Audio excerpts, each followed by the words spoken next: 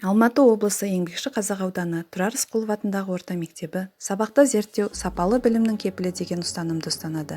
Себебі сабақты зерттеу, оқыту мен оқуды жақсартатын педагогикалық тәсіл.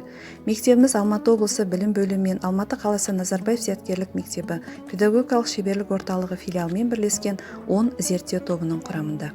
Осыған орай Алматы қаласында жапон ғалымы Тоши Чичибумен өткізілген семинарға мектеп директоры Сакалова Майнура Төлегенова қатысып, мектебіміздің зерттеу жұмыстары бойынша дұрыс бағдар алды.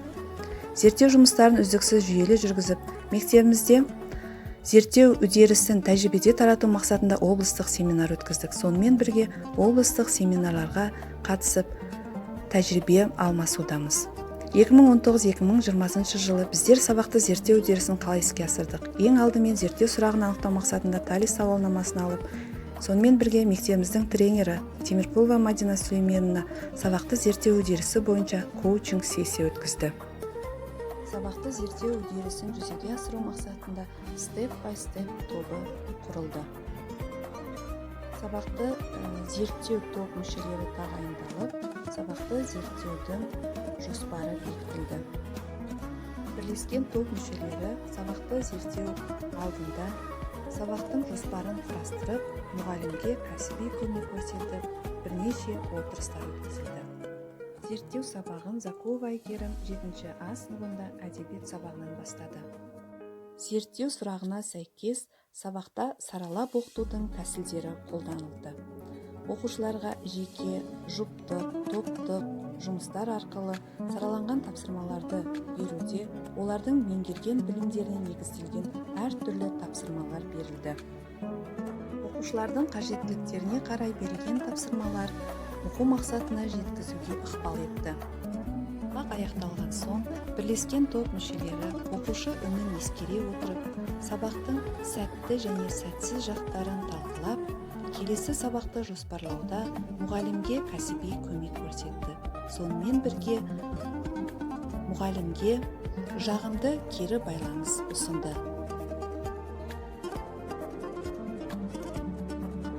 Екінші цикл зерттеу сабағын орыс тілі пәні мұғалімі Кусаева Әсемгүл Орынбасаровна өткізді.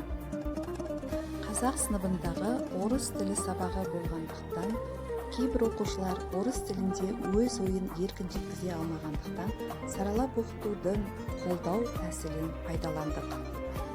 Бұл тәсілді қолдануда мұғалім қолдауды аз қажет ететін және қолдауды көп қажет ететін оқушылармен диалогқа түсу арқылы тапсырмаларды орындауда бағыт-бағдар берді. Сонымен бірге сабақта қалыптастырушы бағалаудың түрлі әдіс-тәсілдерін қолдану арқылы оқушылардың пәнге деген қызығушылығын арттырды.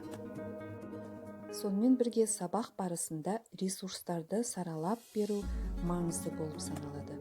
Мұғалім оқушыларға ортақ тапсырманы беріп, бірақ осы тапсырмаларды орындауда оқушылардың зерттеу дағдыларын қажет ететін әртүрлі ресурстарды сабақта ұсынды. Сабақ аяқталған соң бақылаушы мұғалімдер оқушылардан кері байланыс алып, оқушы үнін келесі сабақты жоспарлауда ескерілді. Сабақтан кейінгі талқылау барысында әріптестерінің берген кері байланысы мұғалімнің оқытуын жақсартуға және келесі сабақты жоспарлауға ықпалын тигізді.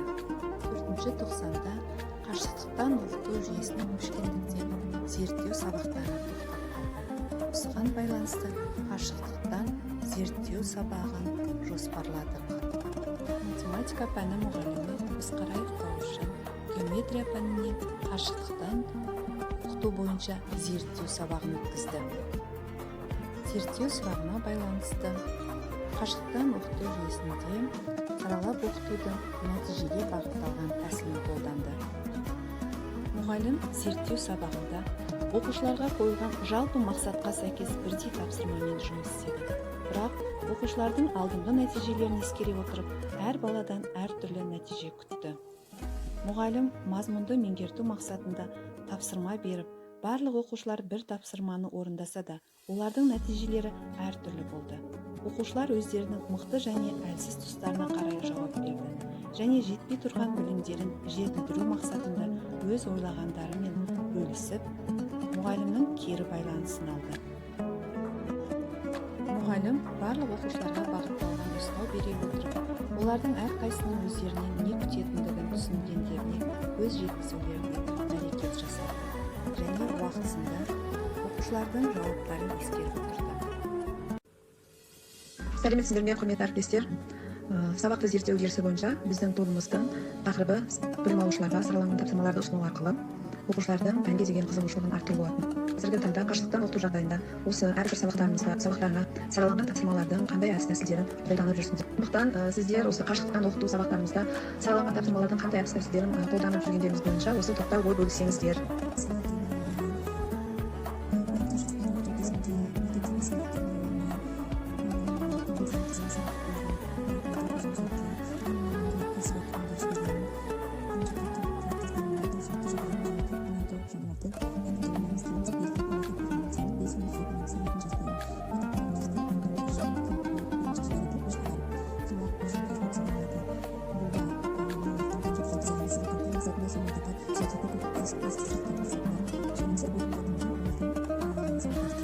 Сонымен бірге бірлескен топ мүшелері сабақты зерттеу үдерісі бойынша алған тәжірибелік дағдыларын қашықтан оқыту барысында тиімді Мақсатты саралау, ресурсты